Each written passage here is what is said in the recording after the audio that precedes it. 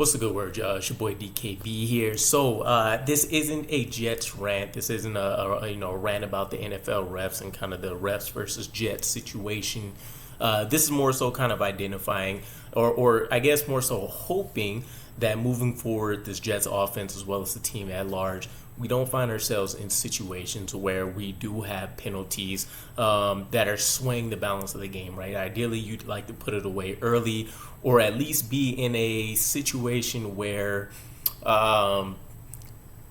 let's just say like it's not so much of a competitive game, right? You aren't necessarily so far ahead that a team can't come back, but you have a comfortable lead, right? 10, 13 points, something like that. And you know, the situation and timing of when some of these issues are presented don't come up, right? So let's talk about some of the situations. Really, as you guys seen with the thumbnail and the title, a lot of this is centered around the fact that the New York Jets actually aren't getting a ton of calls, and 31 other teams in the NFL can argue this same point. But it's that coupled with the fact that the NFL is admitting certain wrongdoings, and all we're really getting is apologies, right? You're not seeing the improvement or the progress from game to game, understanding different refs, calling different games, and all that kind of stuff. But you would imagine if one team continually starts to get these apology letters in the mail, that for that specific game, these would be identified as the main concerns we want to make sure aren't impacting this game in a significant fashion. So you take a look, we go back to the early days, right? We have the Cowboys game, week 2, I believe. The league apologized for a missed call there, right? Our first one of the season, it was John Franklin Myers roughing the passer penalty against Dak Prescott. Now, ultimately, the Cowboys completely rocked us, right? It was, 46 victory, 40-0, something like that. Either way, toughest loss of the season by far. This isn't one that, was going to affect us getting a W here or not, but this is a huge concern because when it does come to the roughing the passer penalty, this is a very sore spot for us, right? Without a doubt, we have to hold some kind of NFL, Guinness World Record for not having rougher the passer penalties go in favor of the Jets, right? You're talking about, when I took a look at this, 2022, the average for every team was 2.91 roughing the passer penalties per season, for the season.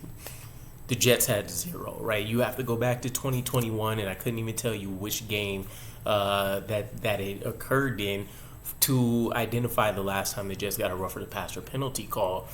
The amount of hits that a quarterback would take, let's just say even if you had the magical 0 number for sacks, quarterback hits, you're going to achieve those. You mean to tell me there's not a single time in 17 games that Zach Wilson or previous quarterbacks to him have never been hit illegally? I see that hard. It's a hard pass, right? I'm not even understanding how does that happen. We should be looked at as an obvious outlier in the NFL data.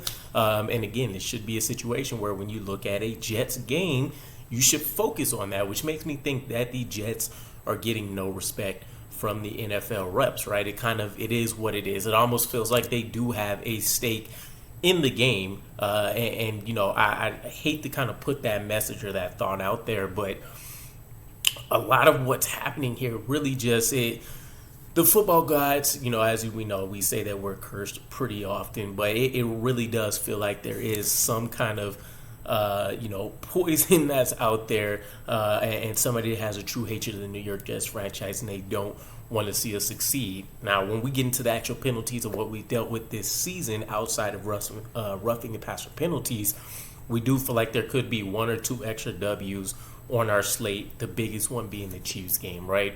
The Chiefs, we had obviously the multiple flags that weren't thrown for what I would consider, and what I've heard from many other NFL experts, egregious holding calls that were just, not ever seen. You have obvious situations where you could see on film the referee is looking directly in the viewpoint of what's going on, right?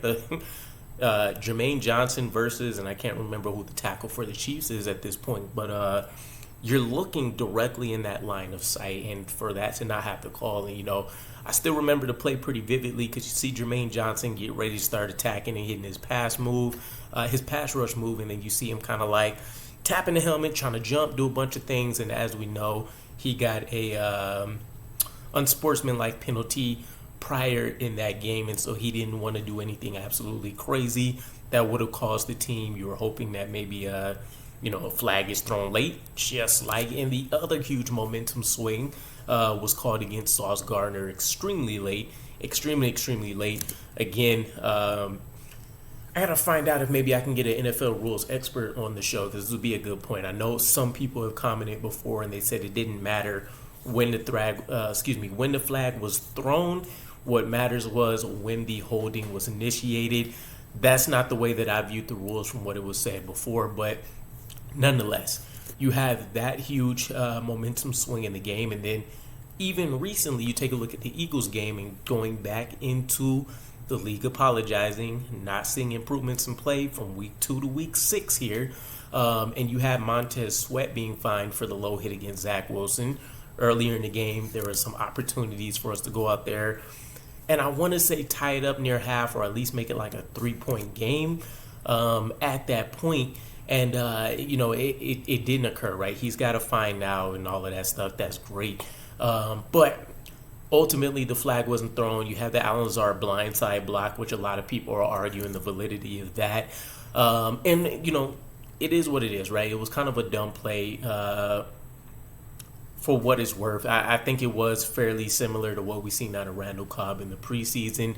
But from what the rules explain, it's not like he led with the helmet. I'd have to check the play out again. But it says something along the lines of you can't lead with the helmet, you can't lead with the shoulder, and you can't lead with, I want to say it says torso in there, but I can't can't confirm. Nonetheless, though, this is a troubling trend. I say all that to say, though, what I was referencing in the beginning. Ideally, you want to find the New York Jets in a much better position coming out of this bye week to where these 1 or 2 penalties per game really aren't influencing things. Because keep in mind, we haven't done great offensively. We've actually been visiting the red zone quite a bit, which is a nice change. But we want to cash in there with 6 points instead of settling for 3 and or sometimes no points due to, hang-ups and getting play calls in, dumb penalties, turnovers, right? And luckily, Zach Wilson's actually done a great job in not committing any interceptions in the red zone for us and giving us some of those shots. But I don't know. You guys let me know where you're at with this whole conversation about the refs, kind of what's happening with these penalties. For me, I really do think it really does fall around.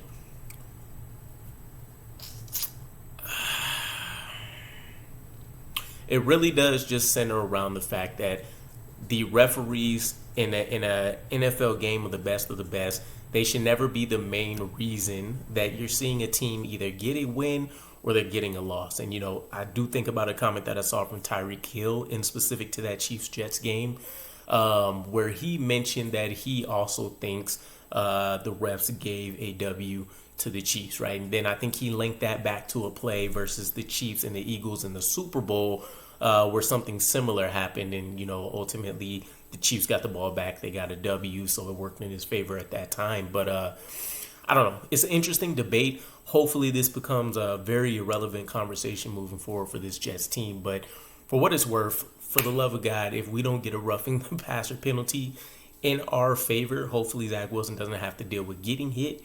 But if we don't get one in 2023, I think we do need to open up a league-wide investigation as to what's going on with the volume of calls that aren't going towards the New York Jets. I have to imagine we are one of the, how do I say this, that we're receiving the least amount of penalties. I bet you we're somewhere in that bottom tier group when it comes to the NFL, and let's just take it to the last 5 years. I'm sure you can go beyond that, but it is what it is. Again, let me know what your guys' thoughts here. Just kind of a random thought as we start prepping up for a game week again, but I'll catch you guys again.